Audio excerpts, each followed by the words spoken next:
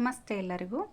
ಇವತ್ತು ನಾನು ಗೆಣಸನ್ನು ಬೇಯಿಸಿ ಅದಕ್ಕೆ ಬೆಲ್ಲದ ಪಾಕ ಮಾಡಿಕೊಂಡು ಊಟ ಮಾಡ್ತೀವಲ್ಲ, ಅದ್ರ ಬದಲಾಗಿ ರಸಾಯನವನ್ನು ಹೇಗೆ ಮಾಡೋದು ಅನ್ನೋದನ್ನು ತೋರಿಸ್ಕೊಡ್ತಾ ಇದ್ದೀನಿ. ಇದು ತುಂಬ ಟೇಸ್ಟಿಯಾಗಿರುತ್ತೆ ಮತ್ತು ಹೆಲ್ತ್ಗೂ ಕೂಡ ಒಳ್ಳೆಯದು.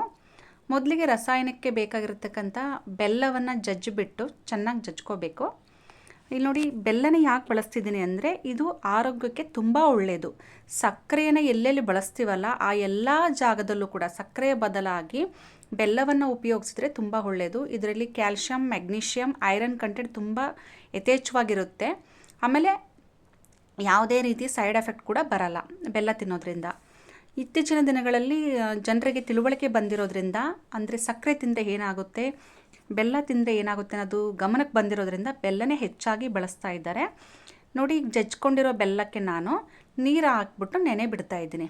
ಅಂದರೆ ಇಲ್ಲಿ ಬೆಲ್ಲವನ್ನು ಬಿಸಿ ಮಾಡಿ ಕರಗಿಸ್ಕೊಳ್ತಾ ಇಲ್ಲ, ಬೆಲ್ಲನ ಜಜ್ಜಿಬಿಟ್ಟು ಹಾಗೆ ನೀರಲ್ಲಿ ನೆನೆ ಬಿಡ್ತಾ ಇದ್ದೀನಿ. ಅದು ಚೆನ್ನಾಗಿ ನೆನೆಯೋದ್ರೊಳಗೆ ನಾನು ಗೆಣಸನ್ನು ತೊಳ್ಕೊಂಡು ಹೆಚ್ಕೊಂಡಿದ್ದೀನಿ. ಸಿಪ್ಪೆನ ತೆಗೆದುಬಿಟ್ಟು ಬೇಯೋದಕ್ಕೆ ಇಡ್ತಾ ಇಲ್ಲ, ಸಿಪ್ಪೆ ಸಮೇತವಾಗಿ ನಾನು ಬೇಯಿಸ್ಕೊಳ್ತಾ ಇದ್ದೀನಿ ಕುಕ್ಕರಲ್ಲಿ. ಒಂದು 5 ವಿಷಲ್ ಹೊಡೆಸಿದರೆ ಚೆನ್ನಾಗಿ ಬೇಯುತ್ತೆ ಇದು. ಅಂದರೆ ಕೆಲವೊಂದು ಗೆಣಸುಗಳು 3 ವಿಷಲ್ಗೆ ಚೆನ್ನಾಗಿ ಬೇಯ್ತವೆ. ಇದು ಸ್ವಲ್ಪ ದೊಡ್ಡದಾಗಿತ್ತು, ಹಾಗಾಗಿ ನಾನು 5 ವಿಷಲ್ ಹೊಡೆಸ್ಕೊಳ್ಳೋಣ ಅಂತ ಅಂದ್ಕೊಂಡೆ. ಗೆಣಸಿನಲ್ಲಿ vitamin A, B, C, D ಮತ್ತು ಇ ಕೂಡ ಚೆನ್ನಾಗಿ ಹೇರಳವಾಗಿ ಇರುತ್ತಂತೆ ವಿಟಮಿನ್ಸಲ್ಲಿ. ಆಮೇಲೆ ಮೆಗ್ನೀಷಿಯಮ್ಮು, ಫೈಬರು, ಕ್ಯಾಲ್ಶಿಯಂ ಎಲ್ಲ ಅಂಶಗಳು ಕೂಡ ಇದರಲ್ಲಿ ಇರೋದ್ರಿಂದ ಚರ್ಮಕ್ಕೆ, ಕೂದಲಿನ ಆರೋಗ್ಯಕ್ಕೆ ಗೆಣಸು ತುಂಬ ಒಳ್ಳೆಯದು. ಯಾರೆಲ್ಲ ನಿಶಕ್ತಿಯಿಂದ ಬಳಲ್ತಾರಲ್ಲ ಅವ್ರಿಗೂ ಕೂಡ ತುಂಬ ಒಳ್ಳೆಯದಂತೆ. ಆಮೇಲೆ ಮೆದುಳು ಚೆನ್ನಾಗಿ ವರ್ಕ್ ಮಾಡೋದಕ್ಕೆ ಗೆಣಸು ತುಂಬ ಸಹಕಾರಿಯಾಗುತ್ತಂತೆ. ಆಮೇಲೆ ಮಾನಸಿಕ ಒತ್ತಡದಿಂದ ಬಳಲ್ತಾ ಇರೋರಿಗೆ ಗೆಣಸು ಒಂದು ಮದ್ದಾಗಿ ವರ್ಕ್ ಮಾಡುತ್ತಂತೆ. ಆಮೇಲೆ ದೇಹದಲ್ಲಿ ಬ್ಯಾಡ್ ಕೊಲೆಸ್ಟ್ರಾಲ್ ಏನಿರುತ್ತಲ್ಲ ಅದನ್ನು ಕೂಡ ಕಮ್ಮಿ ಮಾಡೋ ಶಕ್ತಿ ಈ ಗೆಣಸಿಗಿದೆ ಅಂತ ಹೇಳ್ತಾರೆ.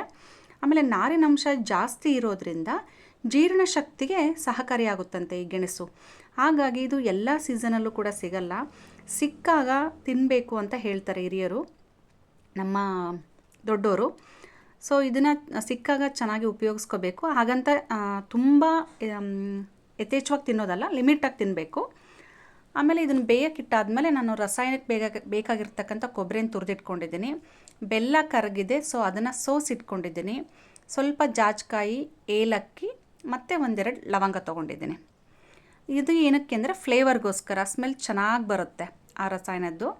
ನೋಡಿ, ಅಷ್ಟನ್ನು ಕೂಡ ಮಿಕ್ಸಿ ಜಾರಲ್ಲಿ ರುಬ್ಕೊಂಡಿದ್ದೀನಿ, ನುಣ್ಣಗೆ ರುಬ್ಕೊಂಡಿದ್ದೀನಿ ಈ ರೀತಿಯಾಗಿ. ಗೆಣಸು ಕೂಡ ಬೆಂದಿತ್ತು, ಸೊ ಹಾಗಾಗಿ ಸಿಪ್ಪೆ ತೆಗೆದುಬಿಟ್ಟು, ನಾವು ಬೆಂದ ಮೇಲೆ ಸಿಪ್ಪೆ ತೆಗೆದು ಸೊ ಈಸಿ ಆಗುತ್ತೆ, ಹಾಗಾಗಿ ನಾನು ಸಿಪ್ಪೆ ಸಮೇತನೇ ಬೇಯಿಸ್ಕೊಂಡೆ. ನೋಡಿ, ಗೆಣಸು ಈ ಥರ ಬೆಂದಿದೆ. ಆಮೇಲೆ ರಸಾಯನ ಕೂಡ ಈ ರೀತಿ ರೆಡಿಯಾಗಿದೆ. ನುಣ್ಣಗೆ ರುಬ್ಕೊಳ್ಳೋದ್ರಿಂದ ನಾವು ಸೋಸ್ಕೊಳ್ಳೋ ಅವಶ್ಯಕತೆ ಇರಲ್ಲ ಕೊಬ್ಬರಿನ. ನೋಡಿ, ಈ ರೀತಿಯಾಗಿ ಸಾಫ್ಟಾಗಿ ಮೆತ್ತಗೆ ಬೆಂದಿದೆ ಗೆಣಸು. ರಸಾಯನ ಕೂಡ ಈ ರೀತಿಯಾಗಿದೆ. ಬೇಕು ಅಂದರೆ ನಾವು ಇದನ್ನು ಇನ್ನೂ ಸ್ವಲ್ಪ ತೆಳ್ಳಗೆ ಮಾಡ್ಕೋಬೋದು. ತುಂಬ ಟೇಸ್ಟಿಯಾಗಿರುತ್ತೆ, ಹೆಲ್ತ್ಗೂ ಕೂಡ ತುಂಬ ಒಳ್ಳೆಯದು. ಕೊಬ್ಬರಿ ಮತ್ತು ಬೆಲ್ಲ ಸೇರಿಸಿ ಮಾಡೋ ರಸಾಯನ ಸೂಪರಾಗಿರುತ್ತೆ. ಯಾರಿಗೆಲ್ಲ ಇಷ್ಟ ಆಗಿದೆ ಲೈಕ್ ಮಾಡಿ, ಶೇರ್ ಮಾಡಿ, ಕಮೆಂಟ್ ಮಾಡಿ. ಕೆಲವರು ಗೆಣಸನ್ನು ಬೇಯಿಸ್ಕೊಂಡ್ಬಿಟ್ಟು ಅದಕ್ಕೆ ಬೆಲ್ಲದ ಪಾಕವನ್ನು ಮಾಡಿ ಹಾಲು ಹಾಕ್ಕೊಂಡು ಊಟ ಮಾಡ್ತಾ ಇರ್ತಾರೆ. ಈ ರೀತಿಯಾಗಿ ಟ್ರೈ ಮಾಡಿ ನೋಡಿ, ಟೇಸ್ಟ್ ಹೇಗಿರುತ್ತೆ ಅನ್ನೋದನ್ನು ನಾನು ಕಮೆಂಟ್ ಬಾಕ್ಸಲ್ಲಿ ತಿಳಿಸಿ. ಆಮೇಲೆ ಇಲ್ಲಿ ನೋಡಿ, ನಾವು ಕೊಬ್ಬರಿನ ಸೋಸ್ಕೊಂಡಿಲ್ಲ, ಅದನ್ನು ಕೂಡ ಗಮನಿಸಿ ನೀವು. ಕೆಲವರು ಗೆಣಸನ್ನು ಸುಟ್ಟು ಬಿಟ್ಟು ಕೂಡ ತಿಂತಾರೆ. ಸುಡೋದಕ್ಕಿಂತ ಬೇಯಿಸಿದ್ದು ಆಹಾರ ತುಂಬ ಒಳ್ಳೆಯದು ಅಂತ ಹೇಳ್ತಿರ್ತಾರೆ ಎಲ್ಲರೂ. ಸೊ ನೀವು ಕೂಡ ಟ್ರೈ ಮಾಡಿ.